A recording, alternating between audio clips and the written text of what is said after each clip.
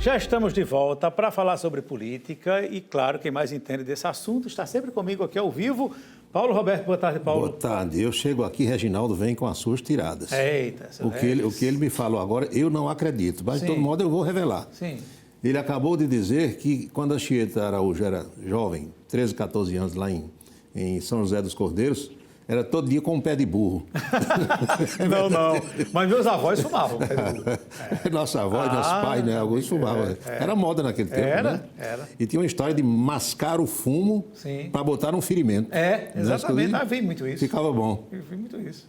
Eu acho que é Reginaldo que tinha chegado a um pé de burro lá no sítio Maracajá. Imagina. Está botando essa culpa em você, viu? Fumaceiro lá. Pois é. Mas no rescaldo da reunião dos presidentes dos países sul-americanos, tem muita repercussão negativa. Alguns já voaram de volta para os seus países, outros estão ainda no Brasil. E, a propósito, a gente vai ver, como sempre, a agenda do presidente da República para esta quarta-feira. Ele reuniu-se logo cedo com o presidente da Colômbia, Gustavo Petro. Depois ligou para o Papa Chico. Bateu um papo com o Papa Francisco. Eita. Companheiro Francisco, perdoe o que eu disse lá sobre Maduro. Eu não sei se o Papa, nessa altura, quis tratar dessa questão ou não. Tem um almoço agora no comando da Aeronáutica, deve estar começando agora, e nesse almoço Lula vai tratar, sabe de quê? Daqui a pouco eu vou mostrar para você uma fotografia do avião que ele quer usar agora nas viagens internacionais. Sim. 3 da tarde, reúne-se com Marina Silva, só os dois, para tratar das questões todas. E às 4 da tarde vai receber Alexandre Padilha. Essa agenda teve modificações agora de manhã, logo depois que o presidente conversou com o presidente da Colômbia. Sim. E antes de ligar para o Papa, ele chamou 2 ou 3 ministros lá no Palácio. Sim. Rui Costa, Padilha, para ver essa história da repercussão negativa da votação de ontem.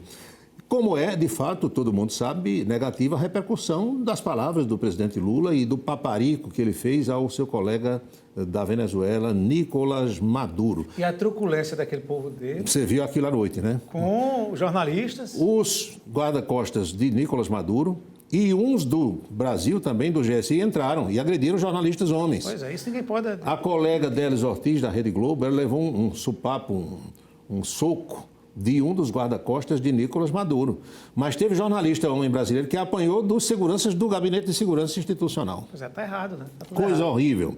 A verdade, meus amigos e minhas amigas, é que não existe ditadura boa.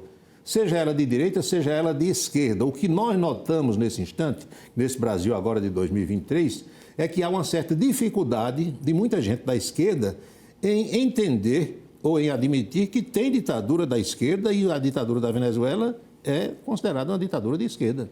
Inclusive é reconhecido pela ONU isso. 7 milhões de venezuelanos deixaram seu território, 1/4 da população. Tem gente presa injustamente, preso político, tem gente sendo torturada. Isso é denunciado por líderes mundiais. Michelle Bachelet, que é reconhecidamente a ex-presidente chilena, ela é de esquerda.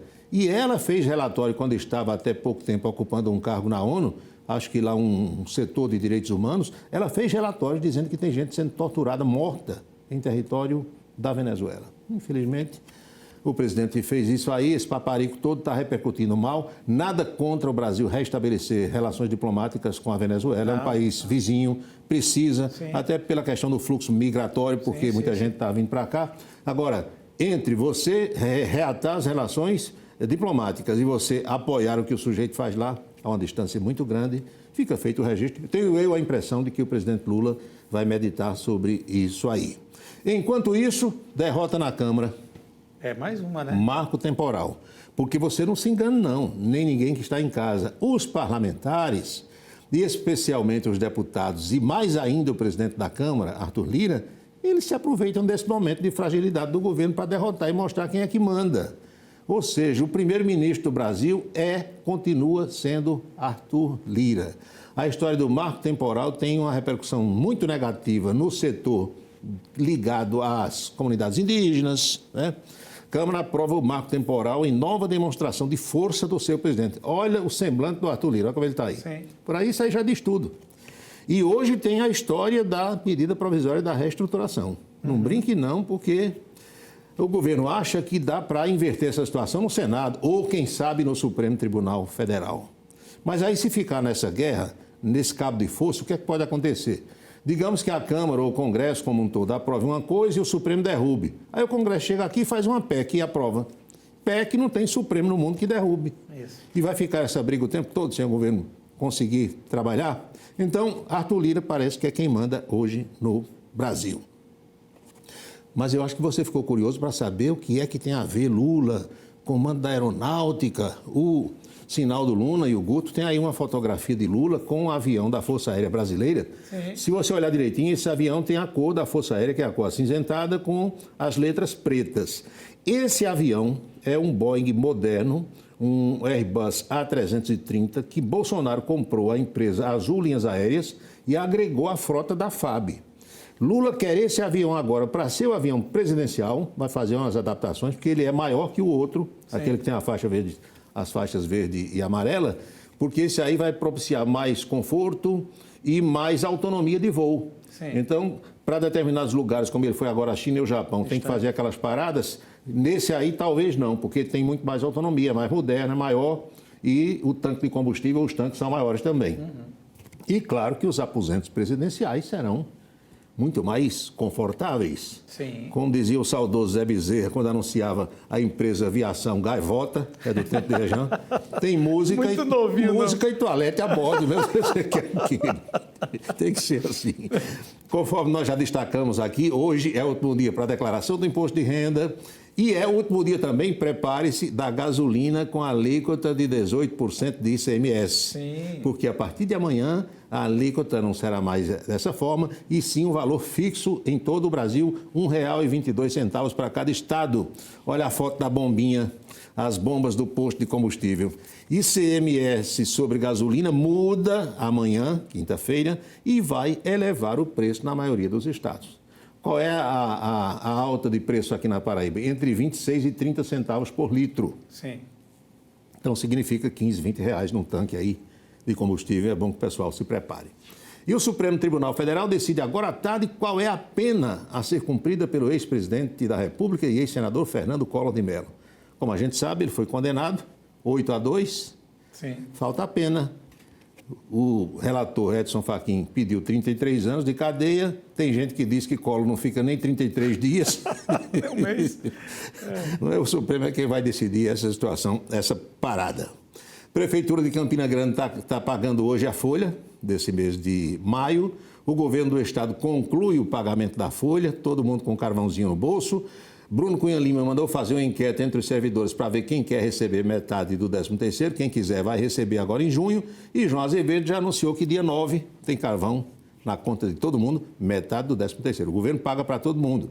A prefeitura paga a quem optou por receber. Muito bem, será. Vamos à boca maldita de hoje? Vamos embora. As palavras mais ouvidas ano passado neste Brasil foram democracia e negacionista. Sim. Muito se falou sobre isso, né? Negacionista era a bolsa de apostas hoje no calçadão. Negacionista é quem nega uma coisa que existe, sim, não é? Então, se Bolsonaro era considerado negacionista por negar a pandemia e a vacinação, aquilo tudo, uma coisa que existia, a aposta era, Lula também é negacionista agora? Porque Lula está negando a ditadura da Venezuela. É considerado negacionista também, nesse aspecto. Pontualmente, né? Nesse aspecto? Nesse aspecto. Pode ser. Né? Porque Bolsonaro era negacionista por causa da pandemia, né? Negava, não é tal. Então, Lula está negando uma coisa que o mundo todo sabe que acontece, que é uma ditadura na Venezuela. Então, Lula negacionista, Bolsonaro negacionista. Só faltam agora querer chamar Lula de genocida também, porque muita gente usava essa palavra sem saber o seu significado, não é? Bolsa de apostas hoje era essa. Então, quem apostou, eu acho que está empate, né? Lula é negacionista também ou não é? Não é. Vamos apostar R$50. Vamos ouvir a resposta de Anchieta para ver se é ou não é. Eu prefiro se abster. Você vai se abster. Aliás, só para a gente concluir mesmo, o pessoal gosta de rir sobre essas coisas. Essa semana eu estava ouvindo um programa de uma emissora de rádio do outro lado do oceano. Aí um locutor foi dizer que uma autoridade tinha preferido não votar numa determinada situação e ele quis dizer lá no programa que a pessoa se absteve. Aí disse, olha, tantos votaram a favor, tantos votaram contra e fulano de tal se abasteceu. De repente pode até ter sido mesmo. É provável que ele tenha se abastecido para não votar, ficar, né? pra O seguinte, é o rádio de hoje. Eita, meu amigo. É isso, Anchieta. Valeu, Paulo. Até amanhã. Amanhã vem clima de São João, né? Sim. Pois Chapéu é. de palha, né? Amanhã, Bigodinho e todo tal. mundo em clima de Vamos ver São como é João. que fica. É isso aí, Paulo. Até Até amanhã, então.